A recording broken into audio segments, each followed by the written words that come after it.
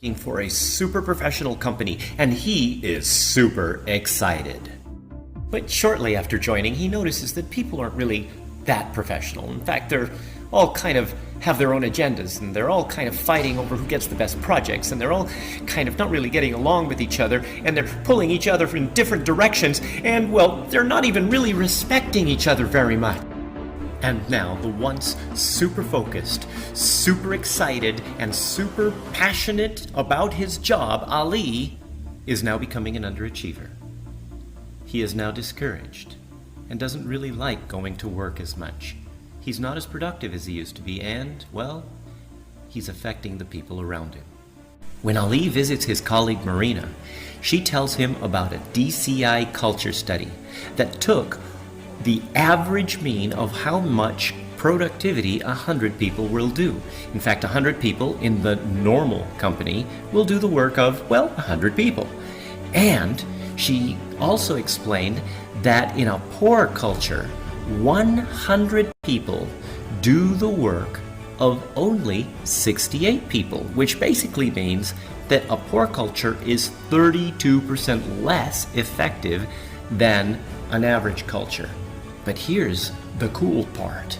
She also explains that in a good culture, that 100 people did the work of 151 people. And that basically meant that you literally have over 50% more productivity in a good culture than you do in an average culture, and 83% more productivity than a poor culture. So immediately Ali's thinking, we should do culture change, until Marina explained that in a Gallup survey of most culture change consulting, that 74% are not even implemented. Bad news. But as it turns out, there was a light at the end of the tunnel.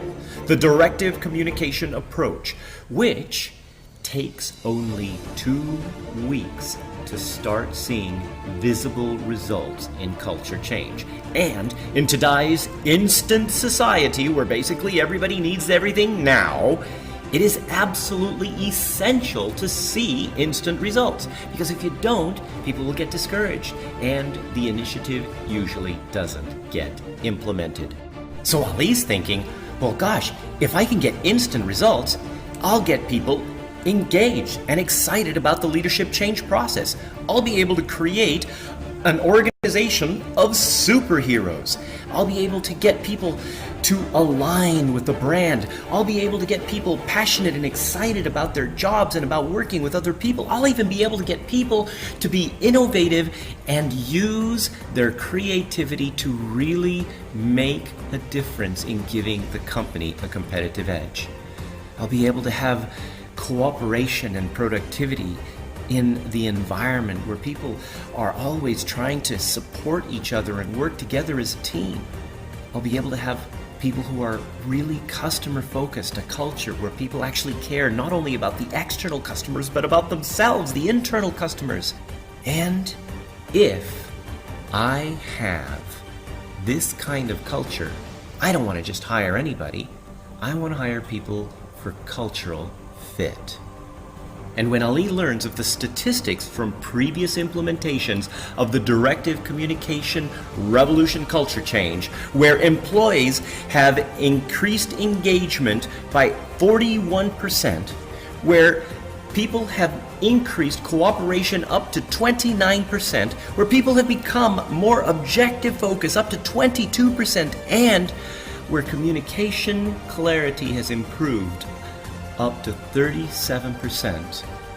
He didn't really have to think much about it. The Directive Communication Culture Change Initiative was the logical and right choice. Kami akan membahas bab 10 mengenai perubahan budaya dalam organisasi. Kami dari kelompok 6 yang beranggotakan Alvina Damayanti dan Reza Yahya Septiawan.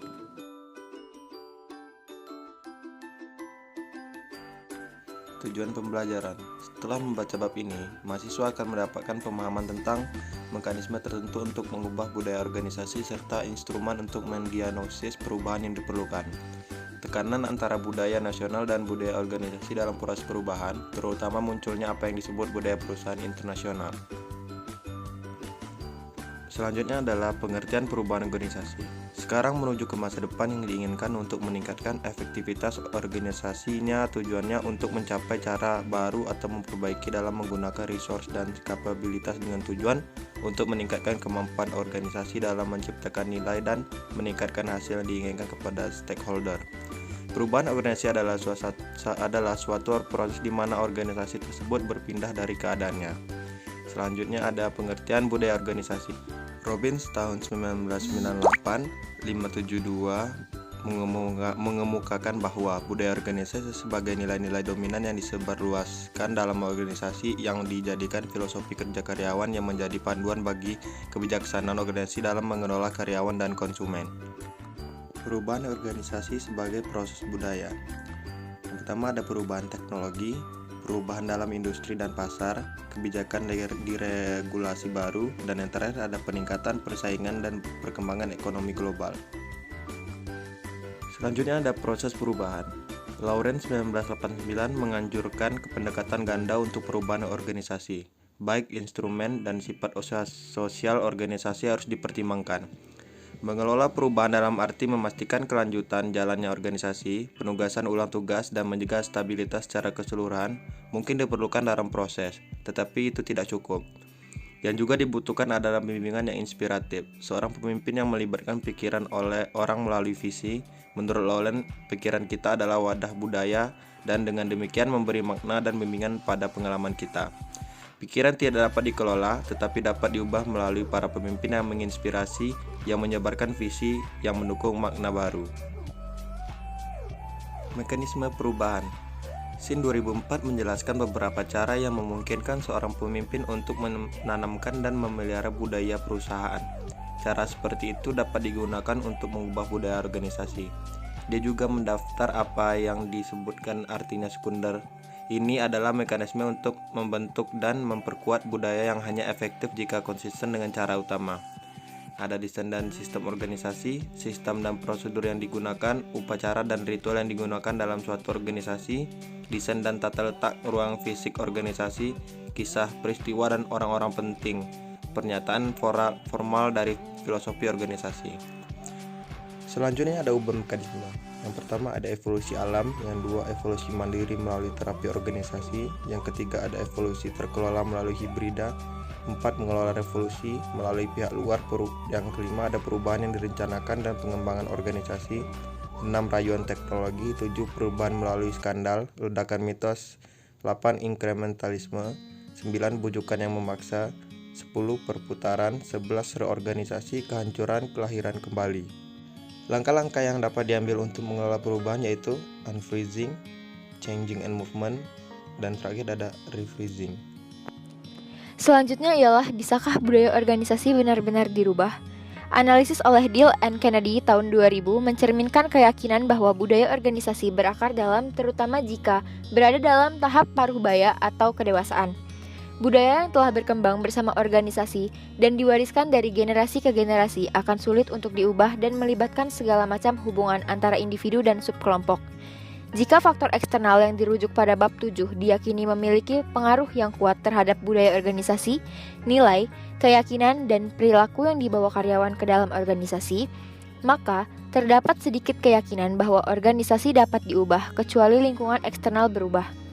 Jadi, perubahan organisasi dalam perusahaan yang beroperasi di berbagai budaya tidak hanya bersifat instrumental atau menjadi lebih hemat biaya atau berorientasi pasar, tetapi juga transformasional, yaitu memberikan cara berpikir baru. Oleh karena itu, bagaimana sebuah perusahaan multinasional menangani perubahan jika tidak hanya harus berurusan dengan perubahan kebijakan, tetapi juga faktor internal yang dapat sangat bervariasi dari satu bagian perusahaan ke bagian yang lain. Yang tidak kalah penting adalah bagaimana perusahaan multinasional dapat menangani faktor-faktor eksternal yang dikatakan memiliki pengaruh seperti itu pada budaya organisasi. Perubahan organisasi dalam lingkungan global. Adanya ketegangan antara budaya organisasi dan budaya nasional.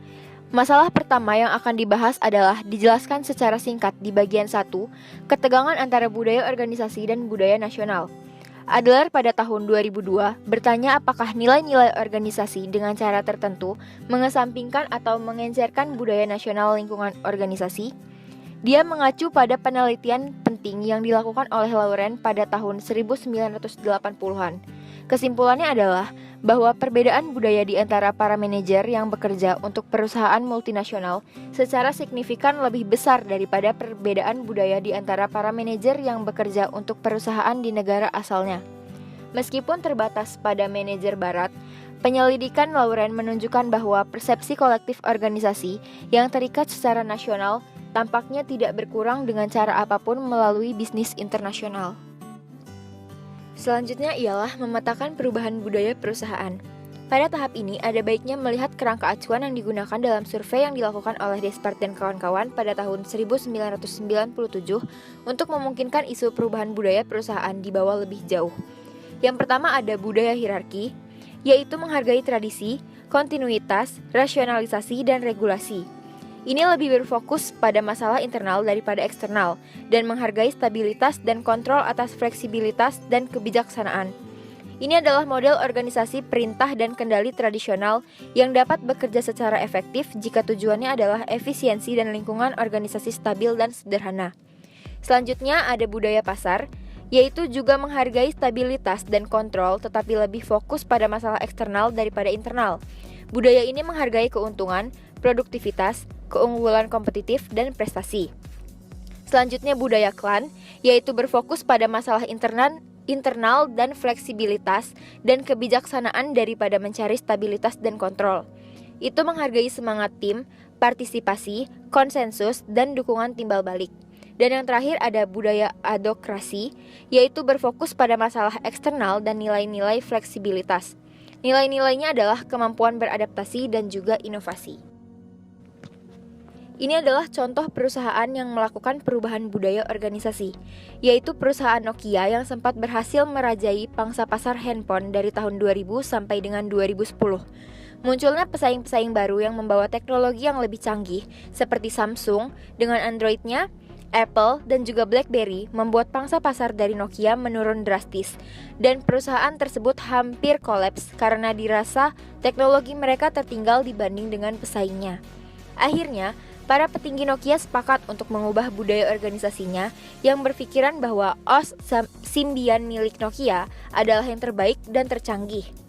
Mereka mau merubah pemikiran bahwa teknologi mereka ternyata telah tertinggal, tidak terlalu berfokus pada kepercayaan diri yang berlebihan, dan akhirnya mereka menggandeng Microsoft sebagai OS terbaru mereka. Contoh tersebut menunjukkan bahwa jika suatu budaya organisasi mau diubah, maka dapat membawa pembaharuan bagi perusahaan. Melalui contoh yang dijabarkan tadi, maka dapat dilihat bahwa budaya organisasi harus berubah sesuai dengan tuntutan zaman jika suatu perusahaan ingin terus bertahan. Yang terakhir ialah kesimpulan. Bab 10 telah menjelaskan peran budaya dalam perubahan organisasi. Ini telah menguraikan masalah budaya yang menurut Sein lazim di berbagai tahap dalam perkembangan perusahaan dan telah merangkum tindakan yang dia usulkan sebagai mekanisme perubahan. Salah satu faktor penting dalam setiap proses perubahan adalah sejauh mana perusahaan menyadari budaya dan lingkungan operasionalnya. Menggunakan kerangka nilai bersaing yang dirancang oleh Cameron dan Quinn adalah salah satu cara untuk menilai apakah perusahaan dan karyawannya merespon lingkungan secara tepat. Kerangka kerja ini telah diuraikan dalam bab 10 juga telah menunjukkan bahwa bahkan jika budaya organisasi multinasional perlu diubah, setiap transformasi yang dilakukan perlu mencerminkan budaya nasional, sementara pada saat yang sama, memastikan bahwa anak perusahaan yang terlibat tetap menjadi bagian integral dari seluruh multinasional.